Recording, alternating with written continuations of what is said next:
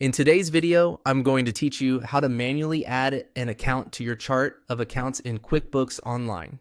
Before we begin, make sure you're signed in to the correct company and that your user role allows you to manage the chart of accounts.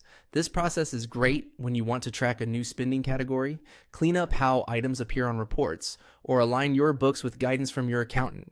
Start on the main dashboard. In the upper right, click the small gear-shaped settings icon. This is the control center for lists and preferences in QuickBooks Online, and it's where you can access the chart that organizes every line item on your financial statements. From the menu, choose Chart of Accounts. Think of the chart of accounts as your master index. Every dollar that moves through your business gets categorized here as income, expense, asset, liability, or equity.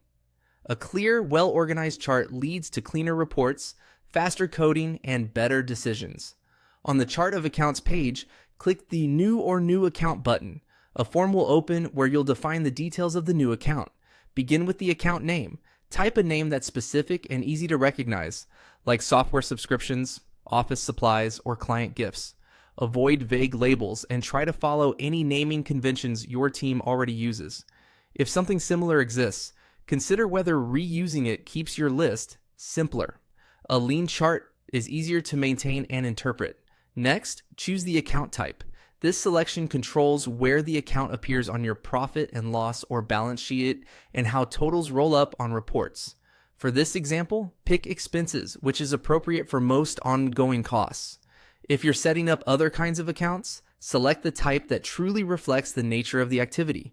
Income for sales, assets for what you own, liabilities for what you owe, or equity for owner-related balances.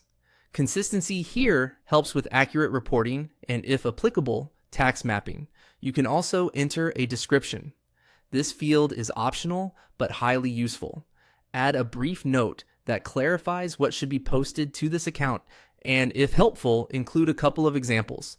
That extra context reduces miscoding and speeds up review later. Once everything looks right, click Save. Your new account is added to the chart and is immediately available when you create bills, expenses, or journal entries.